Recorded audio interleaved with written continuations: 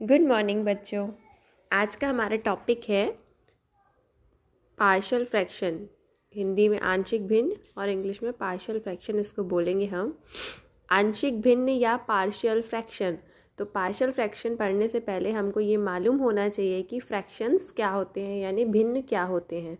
ठीक है, अब आपको कन्फ्यूज़न हो रहा होगा यहाँ पर कि चैप्टर सेकंड डला हुआ है। तो चैप्टर सेकंड जो डला हुआ है वो एक्चुअल में क्या है, यूनिट फर्स्ट का आपका जो यूनिट फर्स्ट है ना, अलजेब्रा या बीजगणित, उसमें हमने आपको बताया था कि 6 चैप्टर्स होते हैं। तो 6 चैप्टर्स में आपने पहला चैप्टर कॉम्प्लेक्स नंबर का कर लिया, अभी सेकंड आप पार्शियल फ्रैक्शन का सॉल्व करेंगे, है ना।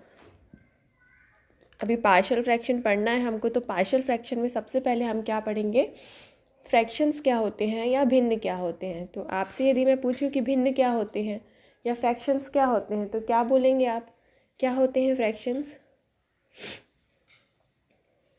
क्या होते हैं?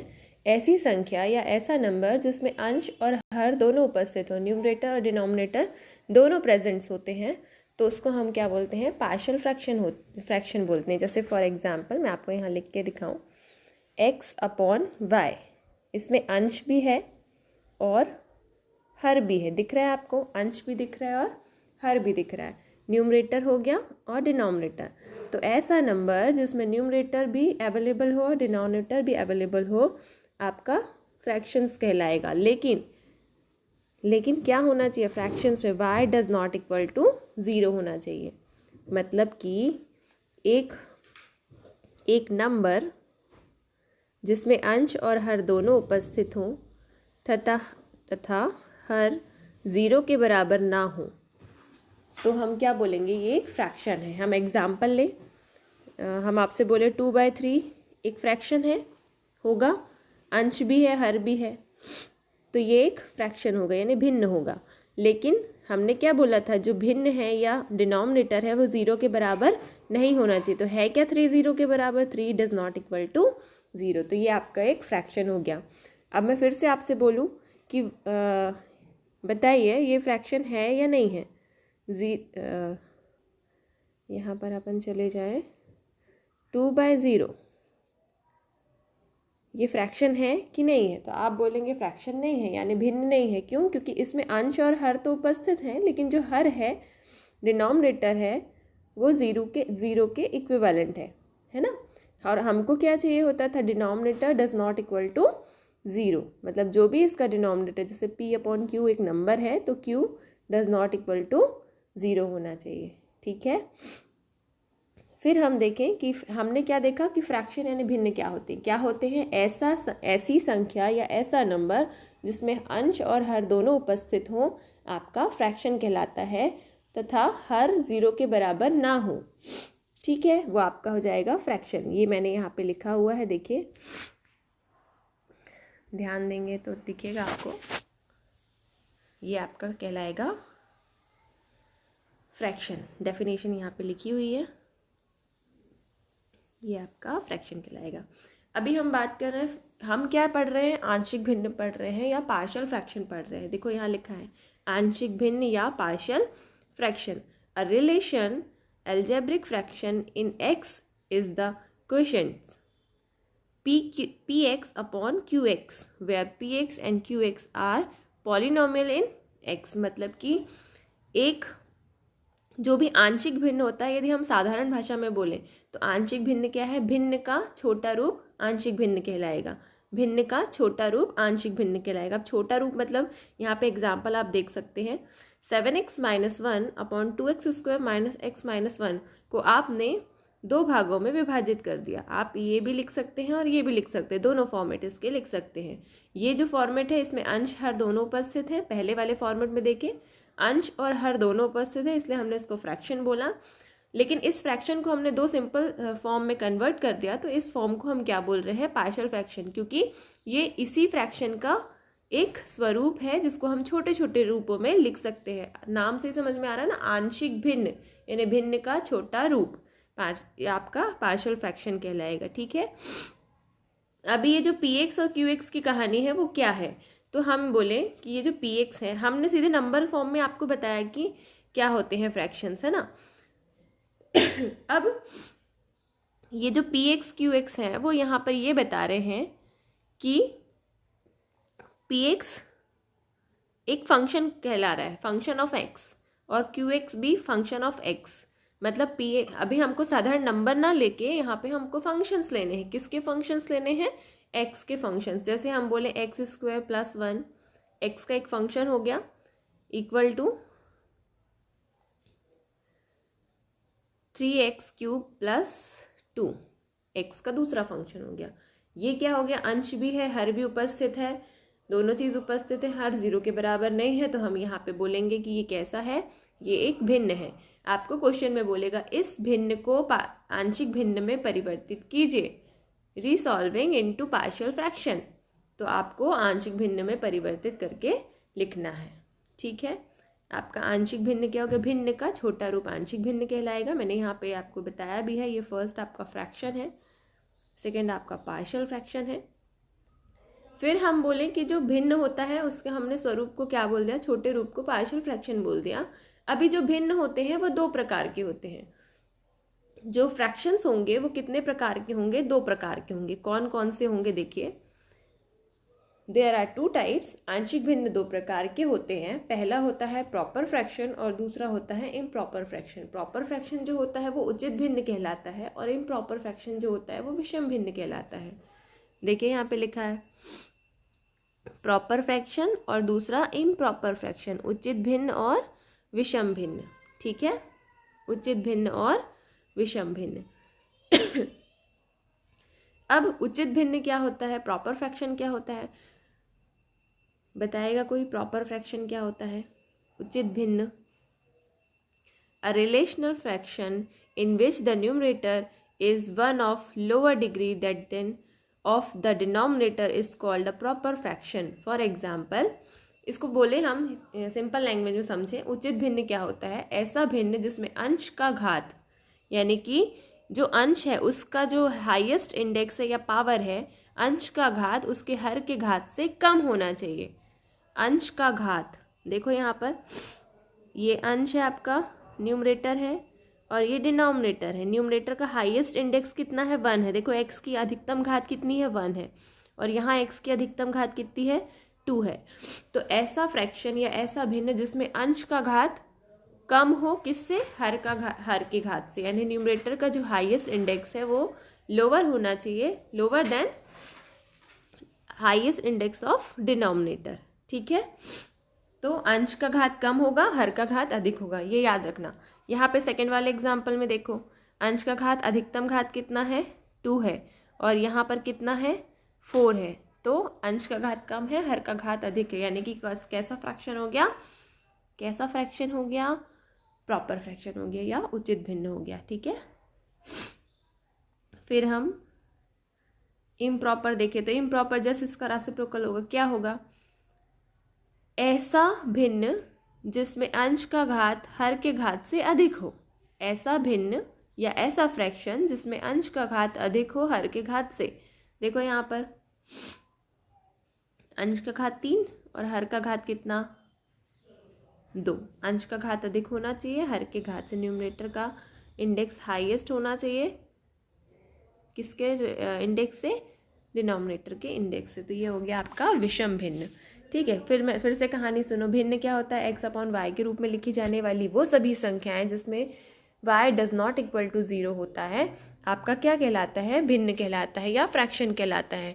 फिर हमने देखा कि आंशिक भिन्न क्या होता है, तो भिन्नों का छोटा रूप या फ्रैक्शन का जो सबसे छोटा रूप होता है वो आपका क्या कहलाएगा? आंशिक भिन्न कहलाएगा। फिर हमने देखा कि भिन्न के 2 प्रकार होते हैं। First is proper fraction, second is improper fraction. Proper को हम हिंदी में उचित भिन्न बोलते हैं और इम्प्रॉपर को हम हिंदी में विषम भिन्न बोलते हैं। उचित भिन्न क्या होता है? ऐसा भिन्न जिसमें अंश का घात हर के घात से कम होता है, और विषम भिन्न में जस्ट इसका व्युत्क्रम होगा।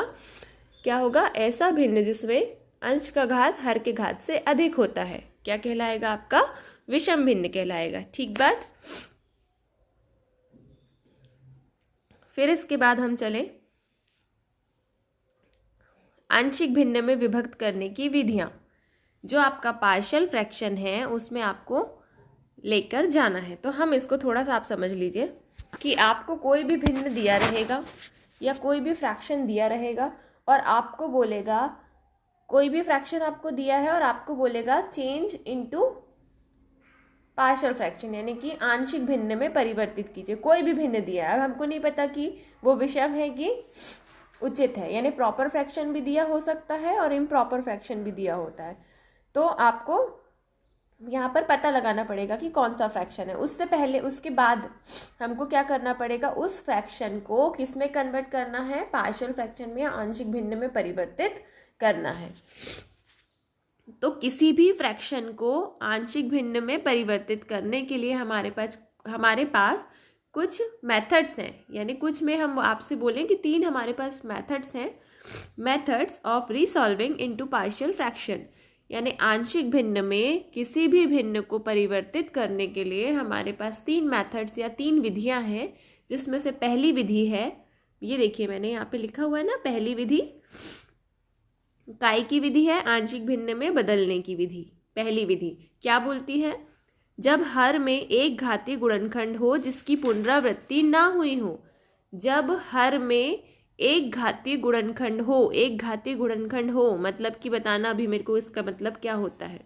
जब हर में एक घातीय गुणनखंड हो जिसकी पुनरावृत्ति ना हुई हो, उस समय में हम एक भिन्न को आंशिक भिन्न में कैसे परिवर्तित करेंगे। When the denominator is a non repeated linear factors.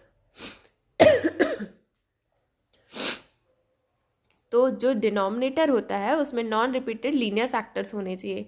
अब कहानी कहाँ पर चालू होगी भाई, कि हमको पता है कि ऐसा भिन्न हो जिसके हर में एक घातीय गुणनखंड हो, जिसके हर में एक घातीय गुणनखंड हो। तो कहानी कहाँ पे उठेगी, आपको पता होना चाहिए कि एक घातीय गुणनखंड क्या होते हैं। तो क्या होंगे एक घातीय गुणनखंड, जिसको हम लीनियर फैक्टर्स बोलते हैं। गुणनखंड क्या होते हैं ये आप बताइएगा मुझे, कि एक घातीय गुणनखंड क्या होगा। लीनियर फैक्टर्स, किसी भी जो भी आपको इक्वेशन दिया है, यदि वो किसी फॉर्म में, जैसे हम आपसे बोले हम आपसे यहाँ पे बोले x² - 2 डिवाइडेड बाय x - 2, तो क्या x-2 इसका लीनियर फैक्टर है कि नहीं है, एक घातीय गुणनखंड है कि नहीं। गुणनखंड कब होगा, जब ये पूरे इक्वेशन को डिवाइड कर दे पूरे तरीके से। तो x-2 को डिवाइड करेगा, क्या करेगा, x-2 करेगा क्या। यहाँ पे एक बार फिर से लिखो, अच्छे से लिखो, x² - 2² अपॉन x-2। तो मैं आपसे पूछ रही हूँ कि x² - 2² अपॉन x-2 में x-2 जो है वो दिए हुए इक्वेशन का लीनियर फैक्टर है या नहीं है। तो लीनियर फैक्टर कब होता है, जब वो दिए हुए समीकरण को पूरी तरीके से डिवाइड कर दे। तो x-2 x+2 हम ये लिखेंगे ना, with the help of a² - b² के फॉर्मेट में। ठीक, x-2 x-2 आपस में कैंसिल, बचा कितना, x+2। तो इस समीकरण के 2 लीनियर फैक्टर होंगे, first is x-2 and second is x+2। ठीक है, तो x-2 दिए हुए समीकरण को पूरी तरीके से विभाजित करता है, इसलिए हम इसको बोलेंगे ये गुणनखंड है। कैसा गुणनखंड है, एक घातीय। क्यों लीनियर है, क्योंकि इसमें अधिकतम घात कितनी है, 1 है। ठीक है, तो हमारा जो फर्स्ट फॉर्म है वो बोलता है, ये किसका फॉर्म है, आंशिक भिन्न में विभक्त करने का। तो ये क्या बोलता है कि when the denominator is a non repeated linear factors, जब हर में एक घातीय गुणनखंड हो जिसकी पुनरावृत्ति ना हुई हो, मतलब रिपीटेड ना हो वही फैक्टर, तो हम उसको आंशिक भिन्न में कैसे परिवर्तित करते हैं। तो कैसे परिवर्तित करेंगे देखते हैं। देखो, एक हमने भिन्न ले लिया। कौन सा भिन्न लिया, यहाँ पे ये आपका फ्रैक्शन है f(x), अंश हो गया, और हर में क्या है, गुणनखंड है। कितने गुणनखंड है, 3। कैसे गुणनखंड है, एक घातीय गुणनखंड है। अंश और हर उपस्थित है, यानी ये एक भिन्न है। x+a इसका पहला गुणनखंड है, x+b दूसरा गुणनखंड है, और x+c तीसरा गुणनखंड है। ये गुणनखंड तो है, ये फैक्टर्स तो है, लेकिन कैसे हैं, नॉन रिपीटेड लीनियर फैक्टर्स है, मतलब रिपीटेड नहीं हुए हैं। एक घातीय गुणनखंड है जिसकी पुनरावृत्ति नहीं हुई है। तो इस फ्रैक्शन को हमको किस रूप में बदलना है, आंशिक भिन्न के रूप में बदलना है। तो हमने क्या किया, इस फ्रैक्शन को हम किस फॉर्म में लिख सकते हैं, आंशिक भिन्न के रूप में लिख सकते हैं। ये बात यहाँ पे ध्यान रखिएगा कि जितने फैक्टर्स हैं उतने ही कांस्टेंट हमको सपोज करने होते हैं, जितने फैक्टर्स हैं उतने कांस्टेंट हमको सपोज करने पड़ते हैं। जैसे आप देखेंगे यहाँ पर 3 फैक्टर थे, फर्स्ट सेकेंड थर्ड, तो हमने first constant A B C, तो हम बोलेंगे जब हमारा भिन्न इस प्रकार से दिया है जिसमें एक घातीय गुणनखंड है जिसकी पुनरावृत्ति नहीं हुई है, को हम आंशिक भिन्न के रूप में लिख सकते हैं इस प्रकार से, A upon X plus A, B upon X plus B and C upon X plus C के रूप में। अब इस पर बेस्ड एक क्वेश्चन देखें, ये पहली विधि है, ध्यान रखना, दूसरी अभी इसके बाद बताऊंगी। तो पहली विधि का क्वेश्चन देखें, देखो क्वेश्चन में आपको दिया है सीधे सीधे कि इस भिन्न को, ये एक फ्रैक्शन है, को आंशिक भिन्न में परिवर्तित कीजिए। तो आप पहचानेंगे कि ये भिन्न कैसा है, तो आप बोलेंगे कैसा है बताओ मेरे को, जिसमें अंश भी है हर भी है, हर 0 के बराबर नहीं है, मतलब एक भिन्न है। इस भिन्न को किस में बदलना है, रिसॉल्व इनटू पार्शियल फ्रैक्शन बदलना है। तो यहाँ पर हमने देखा कि इस भिन्न में हमारे पास गुणनखंड दिए हैं, यानी कि फैक्टर्स दिए हैं। कैसे फैक्टर्स हैं या कैसे गुणनखंड है, नॉन रिपीटेड या जिसकी पुनरावृत्ति नहीं हुई है। तो कितने फैक्टर हैं भाई, 2 फैक्टर दिए हैं। तो हम इसका आंशिक भिन्न रूप क्या लिखेंगे, माना कि 1 upon X plus 4 x plus 6 का आंशिक भिन्न रूप कितना है, a अपॉन एक्स प्लस 4। हमने 2 गुणनखंड है तो 2 कांस्टेंट सपोज करना है, first is a, second is b। First form is a upon X plus 4 plus second form is x plus 6। ठीक है, लिख दिया। अब हम इसको हल करें, इस पे ध्यान मत दीजिए अभी, ये आपका फाइनल आंसर है, इसको अभी ध्यान मत दें, मेरे साथ अभी आगे चलते चले। ये आपका क्वेश्चन था, आपने इस रूप में लिख दिया। फिर हमने इसी फॉर्मेट, देखो एलसीएम लिया, इसमें भी एलसीएम लिया। एलसीएम लेने के बाद आपका ये वाला फॉर्मेट आएगा, आपको एलसीएम सीखना पड़ेगा जिसको नहीं आता है। ये दोनों आपने कैंसिल कर दिए, अभी क्या बचा, 1 बराबर a x plus 6 plus B x plus 4। फिर ये हमने इक्वेशन सेकंड दे दिया इसको। फिर यहाँ पे कहानी ख़त्म। इसके बाद हम क्या करेंगे, चूँकि आपको 2 फैक्टर्स दिए हैं, x प्लस 4 एक्स प्लस 6, आपको 2 फैक्टर्स हैं, तो 2 फैक्टर्स के लिए x plus 6 is a 1 factor of given linear equation. तो इसका यदि एक 1 फैक्टर ये दिया हुआ है तो x बराबर -6 क्या करेगा, दिए हुए समीकरण को संतुष्ट करेगा। तो हम x बराबर -6 निकाल लिया। दूसरा फैक्टर क्या था, x प्लस 4 बराबर 0 लेके x बराबर -4 निकाल लिया। x बराबर -6 रखने पर कहाँ रखें, समीकरण 2 में। देखो 2 फैक्टर थे तो 2 वैल्यूज़ निकलेंगी, निकाल ली। उसको कहाँ रखना है, समीकरण 2 में। समीकरण 2 क्या है, 1 बराबर a x plus 6 plus b x plus 4, समीकरण 2 में रख दे। तो हमने यहाँ देखो रखेंगे तो क्या मिलेगा, 1 बराबर x बराबर कितना रख रहे हैं, -6 रख रहे हैं। तो a x बराबर -6 रखेंगे यहाँ पे, तो ये पूरा कितना हो जाएगा, 0 हो जाएगा। इसलिए इसकी कहानी कर दें ख़त्म। Next 1 is equals to b, x की जगह कितना -6 और फिर कितना 4, यहाँ पे 4। तो 1 इज इक्वल्स टू -2b, तो आपका कितना आएगा, b इज इक्वल्स टू 1 -2। फिर हमने दूसरा वैल्यू रखना है,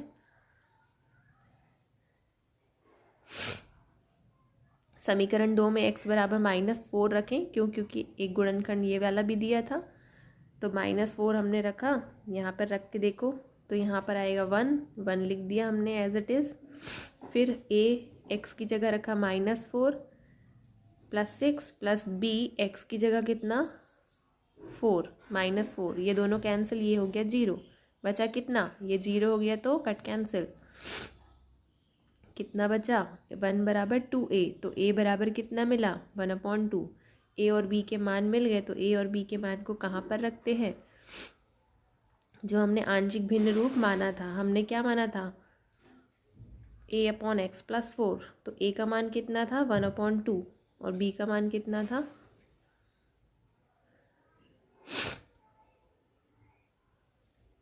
a का मान कितना 1/2, b का मान कितना निकला -1/2। दोनों मान यहाँ रख दिए। तो हमने बोला कि इस भिन्न का जो आपको दिया था, इस भिन्न का आंशिक भिन्न रूप क्या हो गया 1/2 x minus x+4 minus 1/2 x+6 इसका आंशिक भिन्न रूप है। इस प्रकार से हमको क्वेश्चंस इसके सॉल्व करना है। ठीक है, थैंक यू।